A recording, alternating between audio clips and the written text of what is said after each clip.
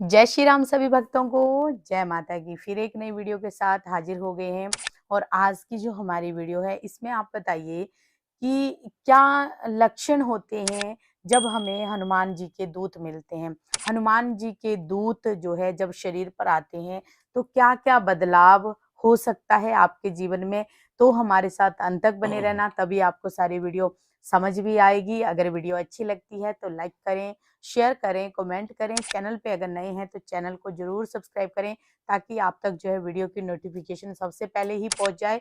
चलिए शुरू करते हैं आज की वीडियो। जय श्री राम। जय श्री राम, जय श्री बालाजी महाराज, जय माता की। हनुमान जी के दूत एवं वीर जब हमें प्राप्त होते हैं, दूत और वीर जब प्राप्त होते हैं तो हमारे हमारी हमें किस प्रकार से हम जान सकते हैं कि हमारे पास बाबा के वीर आ गए हैं, दूत आ गए हैं। तो ये कैसे हम पहचाने कि ये हमारे पास वाकई में ही है, कुछ कृपा है ऐसी जो परमात्मा की दी हुई है। उनकी कृपा ना हो तो कुछ भी नहीं मिल सकता, कुछ भी मिलना क्या, सोचना भी असंभव है। हाँ, उनकी दया हो जाती है तो सब कुछ मिल जाता है।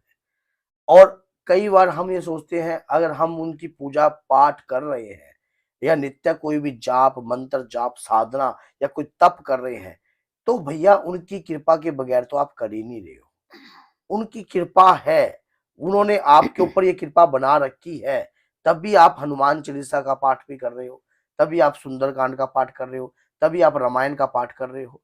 इसी पर अगर उनकी कृपा ही ना हो, आपके शरीर आपके साथ ऐसी मजबूरियां बन जाए कि आप पाठ करने के लायक ही ना हो, ये उनकी कृपा ही है। अगर आप पाठ करने के लायक हो रहे हो और उनकी कृपा है तभी हम कर रहे हैं। अब हम कैसे जाने कि जिस पाठ को हम कर रहे हैं या जिस पूजा को हम आधार बांधकर कर रहे हैं, हनुमान जी हमारे इष्ट देव हैं, क्या हमारी उनकी कृपा हमारे ऊपर है? ये किस प्रकार के संकेत है? ये कैसे जान सकते हैं हम कि उनके दूत हमें प्राप्त हो चुके हैं, उनके वीर हमें प्राप्त हो चुके हैं? कुछ ऐसे अनुभवित संकेत मैं आपके साथ शेयर कर रहा हूं, आप इसे ध्यान से सुनना, समझना पूरी वीडियो को एंड तक, तभी आपको पता लगेगा। शरीर में कुछ अलग से बदलाव उत्पन्न होने होने लग जाते हैं जब आप पूजा करते हो।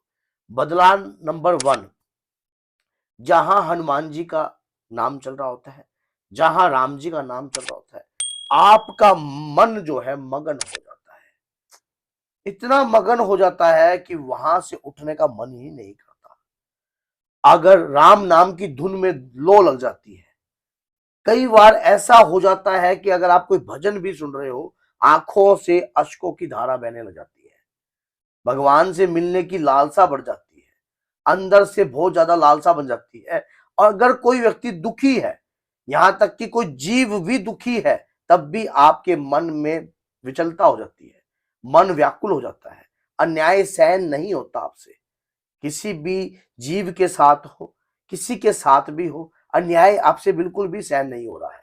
आपको ये लग रहा है कि ये गलत हो रहा है, ये गलत है, ये सही नहीं है। तो कहीं ना कहीं हनुमान जी की कृपा जो है, हनुमान जी के दूतों की कृपा है, वो आपके शरीर में वास कर रहे हैं, आपके शरीर में आ रहे हैं।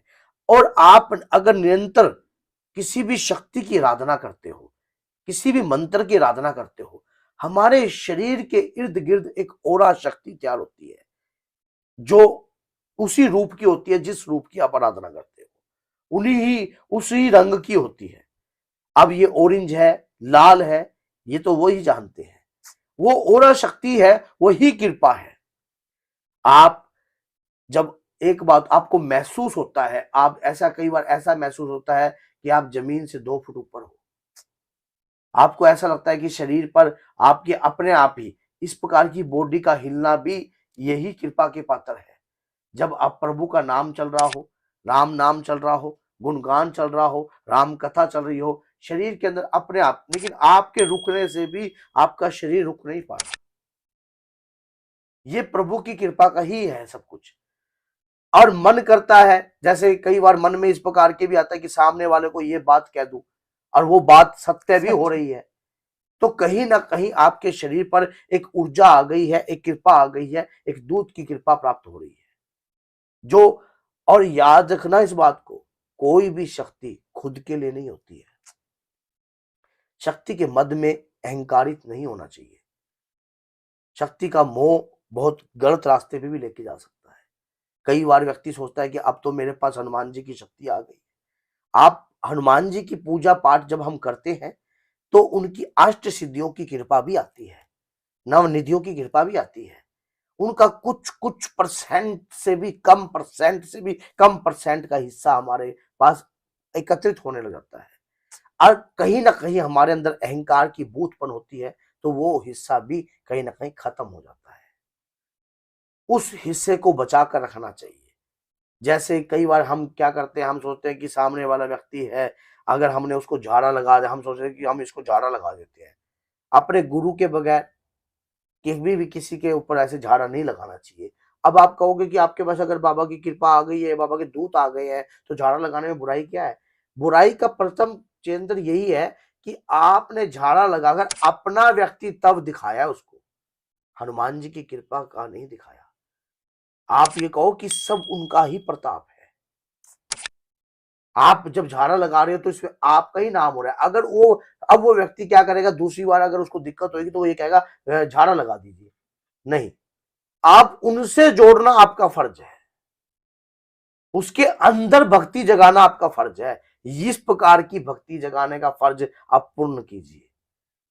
शरीर के अंदर बहुत सारे सिम्टम्स उत्पन्न रहते हैं दूत महाराज जी के, अपने आप ही शरीर पर अलग सा मूवमेंट होता है, फिर शक्ति बलवान होने लग जाती है, अपने आप बलवान होती है।